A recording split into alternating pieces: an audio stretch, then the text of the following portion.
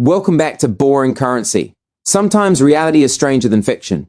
If you had told me a week ago that the global silver market, a market worth hundreds of billions of dollars, would be brought to its knees because the President of the United States wants to buy a frozen island in the North Atlantic, I would have told you to check your medication. But here we are. It is Sunday, January 18th, 2026, and the world has just changed. By now, you have probably seen the headlines. The mainstream media is having a field day. They are laughing and making jokes about President Trump trying to buy Greenland again. They are interviewing Danish politicians who are outraged. It is a circus. But while the media is laughing, the bullion banks in London and New York are screaming, because buried in that tweet, hidden behind the headline about purchasing Greenland, is a single sentence that effectively destroys the logistical pipeline of the global silver market. President Trump has announced a 10% tariff on all imports from 8 European nations, including the United Kingdom, starting on February 1st. And if a deal for Greenland is not reached, that tariff jumps to 25% on June 1st. To the average person, this sounds like a trade dispute. It sounds like politics. But to the risk manager at JP Morgan or HSBC, this is a nuclear bomb. Let me explain why. The global silver market relies on a concept called fungibility. It relies on the idea that a 1,000-ounce bar of silver in London is the exact same thing as a 1,000-ounce bar of silver in New York. And more importantly, it relies on the ability to move that bar back and forth cheaply and easily. The banks play a game we call whack-a-mole. When the price of silver rises in New York because of high demand, the banks take silver out of their vaults in London, specifically from the LBMA, and they fly it to New York to flood the market and push the price down. Conversely, when London runs dry, which is happening right now due to Indian and Chinese demand, they take silver out of the Comex vaults in New York and fly it to London to refill the shelves. This constant flow of metal across the Atlantic Ocean is the lifeline of the suppression scheme. It allows the banks to pretend that there is always enough silver because they can just shuffle it to wherever the fire is burning hottest. But what happens when you put a 10% tariff wall in the middle of the Atlantic Ocean? The United Kingdom is on the tariff list. This allows the banks to pretend that there is always enough silver because they can just shuffle it to wherever the fire is burning hottest. But what happens when you put a 10% tariff wall in the middle of the Atlantic Ocean? The United Kingdom is on the tariff list. The LBMA is located in London, which is in the United Kingdom. This means that starting February 1st, if a US bank ships silver to London to bail out the LBMA and then tries to bring that silver back to the US later, they will have to pay a 10% tax on the value of the metal. At $90 an ounce, that is a $9 tax per ounce. That destroys the profit margin.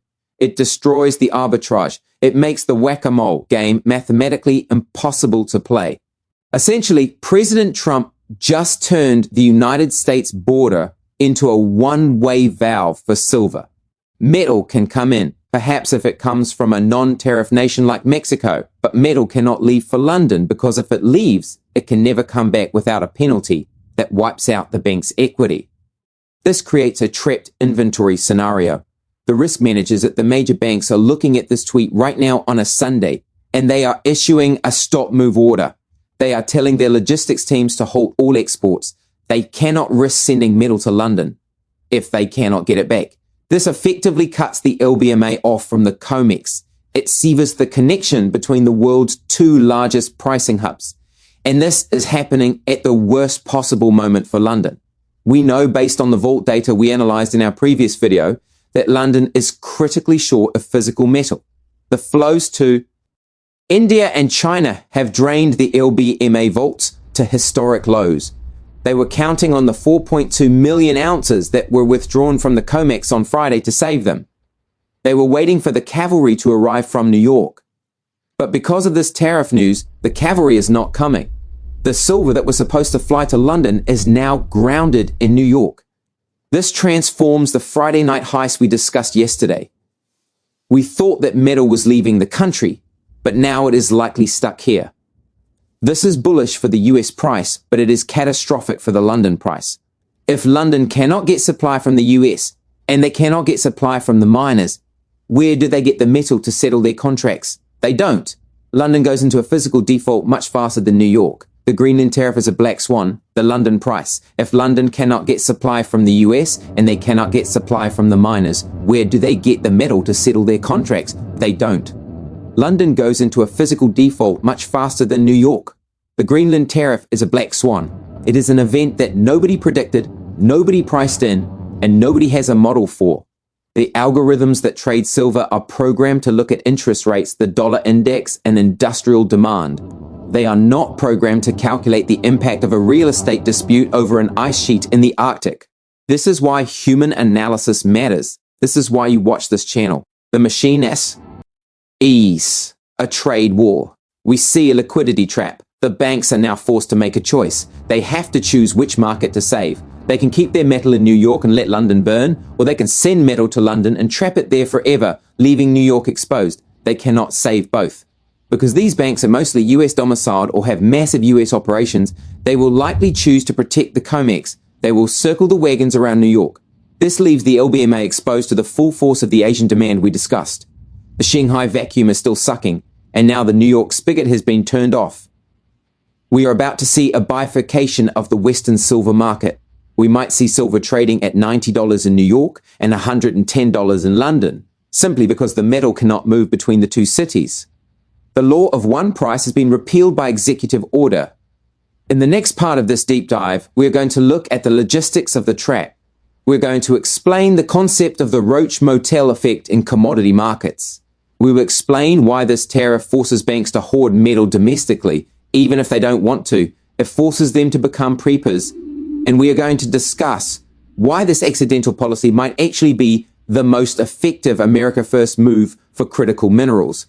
It inadvertently secures the domestic supply chain by making it too expensive to export our wealth.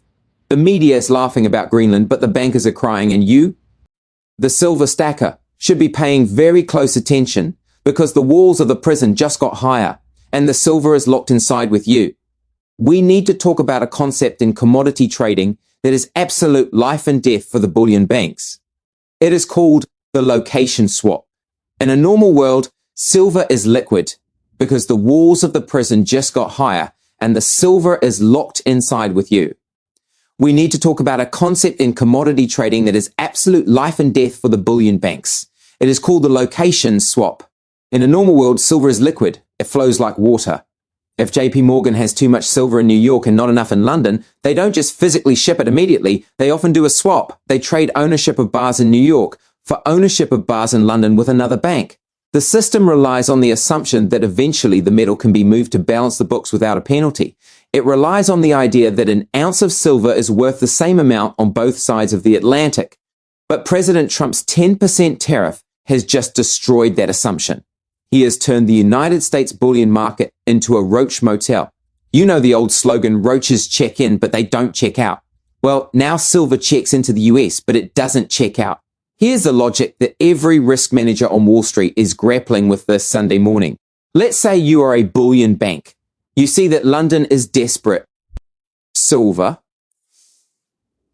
You want to ship 1 million ounces from your Comex vault in New York to your LBMA vault in London to stop a price spike. Sending it there is easy. There is no export tax. You put it on a plane, it lands at Heathrow, and you save the day in London. Oopsie, what happens next month? What happens when the Comex runs dry? You need to bring that silver back to New York to settle a futures contract. Now you have a problem because that silver is coming from the United Kingdom.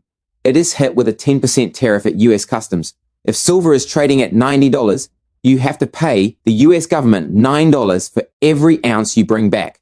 That $9 comes directly out of your profit margin. In the low margin world of bullion banking, a 10% hit is not a loss. It is a catastrophe. It wipes out the profit of the trade 10 times over.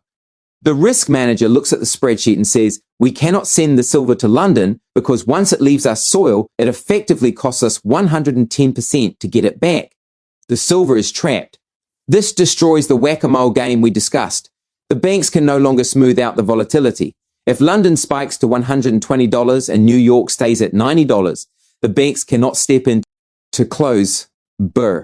And silver leaves our soil. It effectively costs us 110% to get it back. The silver is trapped. This destroys the whack-a-mole game we discussed. The banks can no longer smooth out the volatility.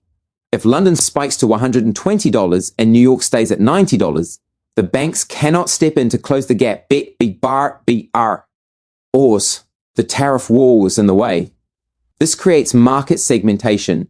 It means we're going to see wildly different prices for the same asset, depending on where it is sitting. And this brings us to the accidental genius of the move.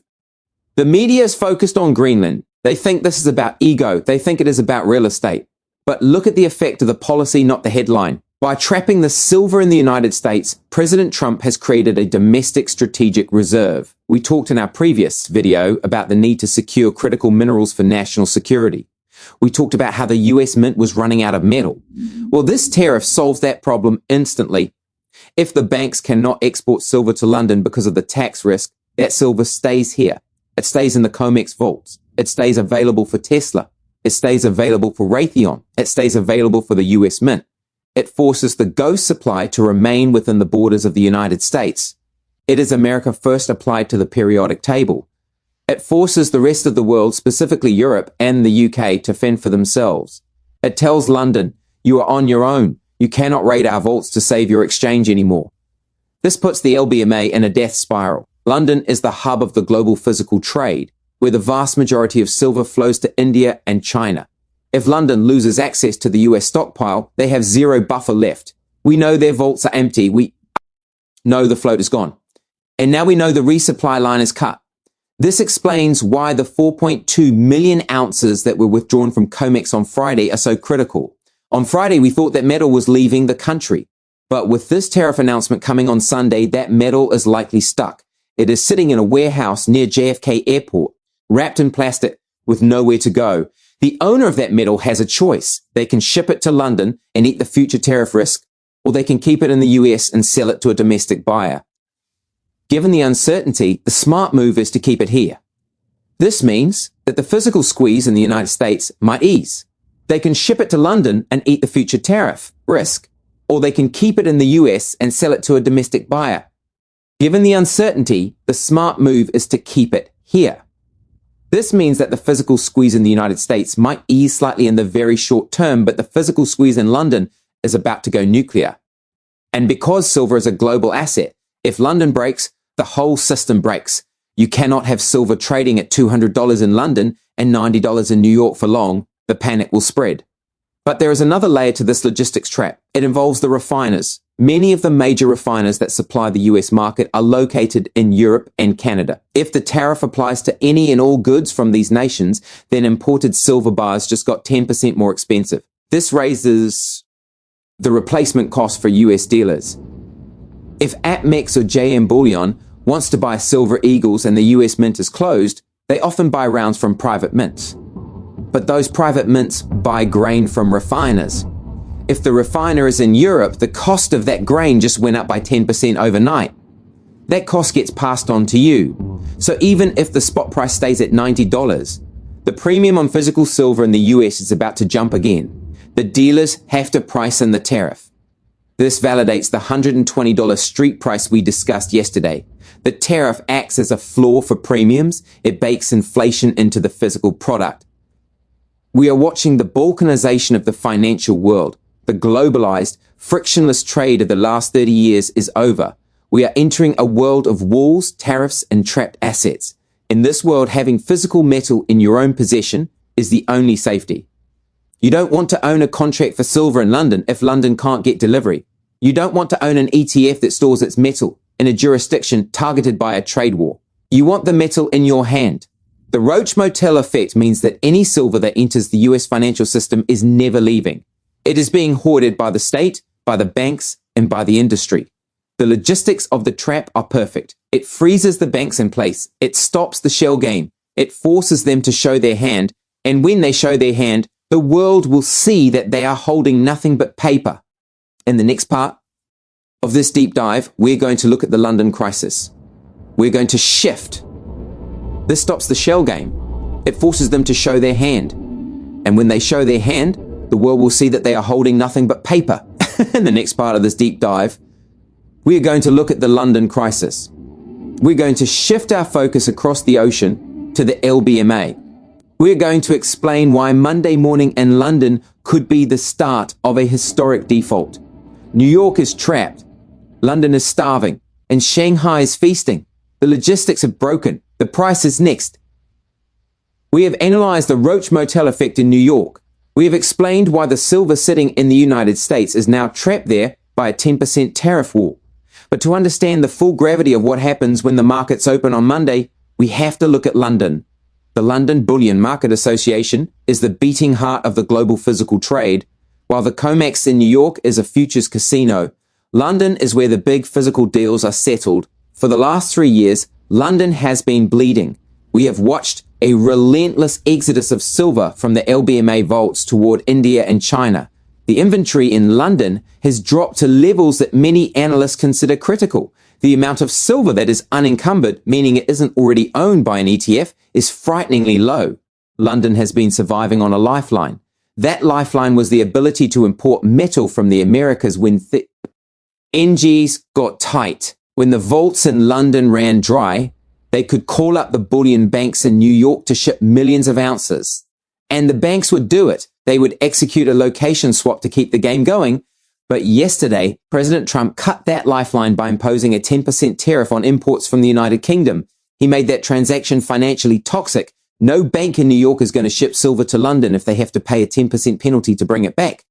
So London is now an island, literally and financially. They are cut off from the Comex. They are cut off from the Mexican supply chain, and they are still facing the insatiable demand from the East. This creates a siege mentality in the city of London. When the sun rises on Monday, the traders in London are going to realize they are insolvent in physical terms. They have sold more silver than they have access to, and the backup supply from New York is not coming. This is the recipe for a local default. We could see a situation where the price of silver in London disconnects completely. They realize they are insolvent in physical terms. They have sold more silver than they have access to, and the backup supply from New York is not coming. This is the recipe for a local default.